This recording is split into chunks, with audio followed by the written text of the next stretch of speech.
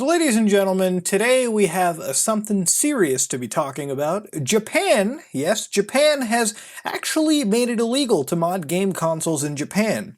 So if you get caught modifying a game console, no matter what it is, you could face up to 5 years in prison or pay about 46,000 US, which is about 4 million yen, all for modding your game console. Now, I gotta tell you this, there's gonna be people in the video who are like, you know, fuck yeah, go Japan! You abandon people that are hacking online. Let me tell you something right now. The people that hack online and destroy your fun or whatever will most certainly keep doing it. There is no law in the world that's just going to make them stop, especially considering the fact that this is going to be hard to crack down on the individual level, so they'll still do it. But the problem over here is the far-reaching consequences of doing something like this. See, for a long time, and there are several videos on this channel, I myself have hacked almost every single game console that I own. Whenever I can hack it, I will hack the game console. That is something I like to do. It's one of my passionate things, and I believe it comes across in the videos I make where I modify game consoles. I'm not one of those people that promotes piracy or anything of the sort. I just like modding game consoles because I like to do more with the game consoles that I have. When you buy something, you know, in my opinion, it is yours. I never signed a contract when I was purchasing the system that said I couldn't mod it. I was never asked as soon as I signed onto the system if I was going to mod it or not. I bought a device, it is mine, I can do whatever the fuck I want with it. That is my personal belief, and I believe it is something that a lot of other people believe as well, and I think it's something that you should believe. At the end of the day, these companies have created a product that you're paying hundreds of dollars for, and if you can't do what you want with that hardware, then you know what? At some point, it's also a giant fuck you back to the consumer. Now, Japan has decided to side with the game companies and ban the stuff in what they call the Unfair Competition Prevention Law for Japan. And this is a little interesting to me. Basically, companies that work in console modding, so things like save editing, for instance, console modifications, places that sell products that allow you to do it, are going out of business because of this law. Now, again, may I say this? There are people that mod illegitimately, and those people aren't going to stop. They'll still find a way to do it, but there are legitimate reasons to modify these systems. For instance, when you want to run emulators on a device like the Switch or the PSP or Vita, it gives you the option to give extra life and extra usability into those systems. You're not ever hurting anybody when that happens. It gives you the ability to take your physical media, turn it into a backup digital version so you can have the benefit of physical media and use a backup, again, legally in your region, on your device. It gives you extra value and utility out of the systems that you have. And by banning it, it is certainly weird. Now, modifications of games such as Fallout, Skyrim, or any single-player title where you can inject custom modified files into it are a little hazy. I believe this is so far just attributed to console modifications. Now, let's give a real-world example real quickly. Let's assume that you just bought the PlayStation Classic. As of this moment, the PlayStation Classic is incredibly easy to start modding around with. For instance, if you plug in, yeah, believe it or not, a USB keyboard, you can already start to dick around with some of the emulator settings and internal files of the PlayStation Classic. Yes, it's that easy. Sony made it that fucking easy.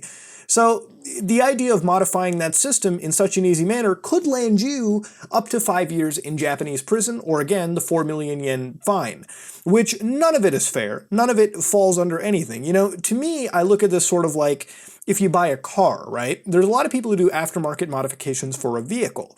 Let's assume that you buy that nice Toyota or BMW or whatever, and there's a law in place that says you can't modify anything in the car at all, even if you have purchased it and own that vehicle. That vehicle doesn't belong to BMW or Toyota anymore. That vehicle is fucking yours. You purchased that product. It is your product. If you want to finger your tailpipe, you can finger your tailpipe. If you want to make sweet love to your car, you can make sweet love to your car. There is nothing that those companies can do to prevent you from making love with your vehicle, if that's what you want to do. I know it's an extreme circumstance, but I'm just putting it out there. So why are we letting PlayStation, Microsoft, Nintendo, or any game company for that matter get away with the idea of selling us a hardware product and then also preventing us from ever doing anything with the hardware product? You might say that these devices were created with the intention of locking us out from doing any of this stuff to begin with, and we have to abide by their rules.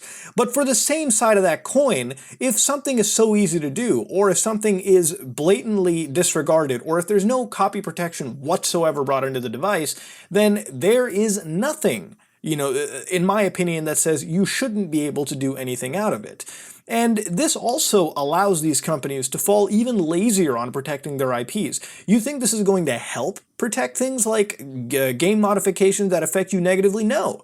In fact, it gives less effort required for even bothering about that aspect of console security, because if it's already illegal in Japan, what's the point of going through with it? And the other scary part, of course that's an extreme circumstance, of course there's going to be security, but I'm just giving you a possible scenario from my mind. Now, the idea that Japan has made this illegal scares me a lot too, due to the fact that Japan is still one of the world's largest economies. In fact, I believe it is the third largest economy. Japan makes a lot of money, and money talks. This is not a small country. If Japan is doing it, what's to stop the European Union, who's already falling down that slippery slope anyways, from pulling it off, and then the United States of America? This is something that's going to be lobbied worldwide. We are losing the right to modify our system. And it harkens back to the days of iPhone modifications, when Apple started to make a legal case against people jailbreaking their iPhones, which to me is really, really dumb. There should be no reason you are ever stopped from modifying your iPhone device or anything of the sort, or your Android, or anything. Nothing in my world should ban you from modifying or doing whatever you want on a device that you have purchased. That is my opinion, but that's something that I believe should be par for the course. And I believe if you disagree with it, then you're unnecessarily siding for companies that don't care about you at all. They are taking away your utility for no fucking reason at all.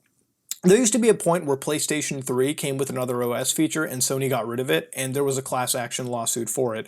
We were losing access, losing paid features, losing extra utility for our system, and there was a class action lawsuit which I believe actually did side with us.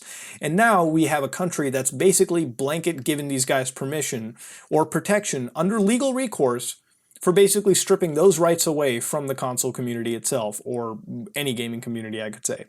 And the thing about it is personally speaking, I don't agree with it at all. I find what Japan does to be pretty dumb in this regard. Console modifications are a slippery slope. Yes, there are negative sides to it, but there are very positive reasons for modifying your consoles or save files or whatever. It's the product you paid for. And if you own it physically in your hands and you have access to the bits right there, I believe that is yours, in my opinion. But, the more and more we dig into this, the more and more we realize the hazier it's going to get. Are there legitimate reasons they've probably done this? Sure. Maybe it's to argue for esports that are kicking up in the norm and preventing as much as you can when it comes to illegitimacy in the esports world or in the online world in general. Or it's because video gaming is a super expensive part of media at this point.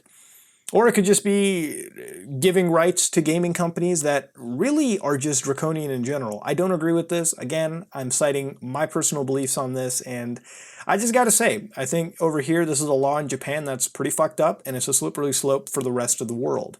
So let me know what you think about gaming consoles getting away with the idea that there is a jail sentence now, a fucking massive fine coming up with the fact of modifying your game console to run a ROM, to back up a game, to run homebrew code, a device that you paid for. I just want to know what you guys think about it, ladies and gentlemen. That being said, if you like what you saw, please like, comment, and subscribe. Dislike if you dislike it. This is me, Mudahar, and pretty serious topic. I want to hear what you guys think about it. I am out.